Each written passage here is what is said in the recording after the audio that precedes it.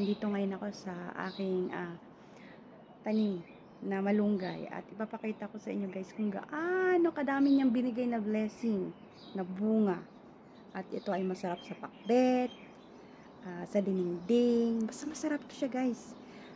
Pwede din to siyang panglagay sa tinola, masarap. So ayan, ipapakita ko sa inyo ito siya guys. Ayan yung aking malunggay, nakita nyo? Sobrang daming bunga. Talaga naman, oo. Ayan, ang dami niyang blessing na binigay. At pwede na siyang harvestin.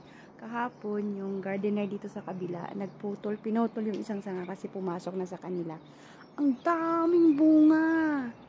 Dahil Pilipina din, kaibigan ko yung ayun, nasa kanya, gugulayin niya. Tapos ito, kukuhanin namin to siya ngayon kasi gugulang to eh.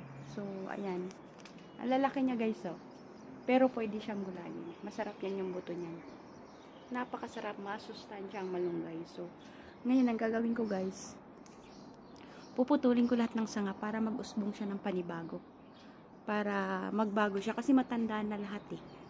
Kaya anuhin natin siya. Ito yung kanyang puno. Then nire-renovate tong garden dito. Kaya medyo magulo pa. At ayan. Hindi ko lang alam kung ano to. Parang damo. Hindi ko siya Tapos, ayan siya guys. Mayroon pa akong isang malunggay na maliit. So, ayan siya guys. Oh. Dati, mahaba din yan. Pinutol ko lang siya kasi sobrang taas. Tapos, parang siya mamamatay. So, ang ginawa ko, pinutol ko siya. Kasi maliit lang yung puno niya. Ayan lang. So, ang ginawa ko, pinutol ko siya. Tapos, ayan. Masukal. Ito dito sa Dubai, ang damo hindi binubunot kung hindi tinatabas lang. Importance dito yung damo. So ayan siya guys. Ngayon kukunin na natin yung mga bunga. Ayan na, haharbisin na ngayon yung mga malunggay. So mababa muna natin kuhanin.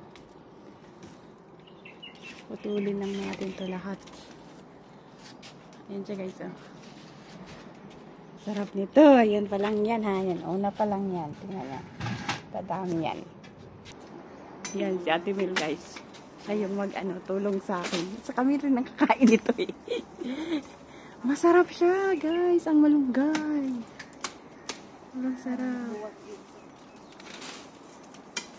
Sabi ng gardener, nagkala talaga tong tulong dito ha. Eh, maglilinis din sila ngayon kasi holiday sa Okay, handahan baka maano kati ha.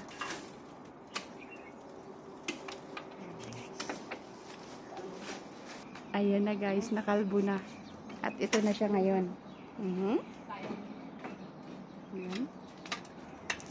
Yun, inaiwan kasi masyado ng mataas. Saka wala na siyang bunga doon, yung mga bulaklak lang.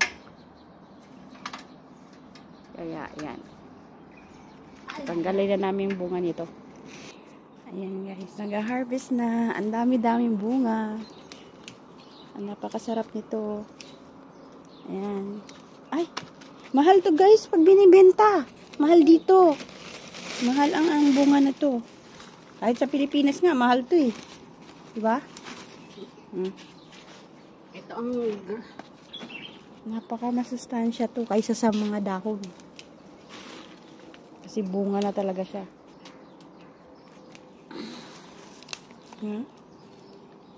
harvest ng malunggay. Dami. Tagbunga pala talaga ngayon ito, tino.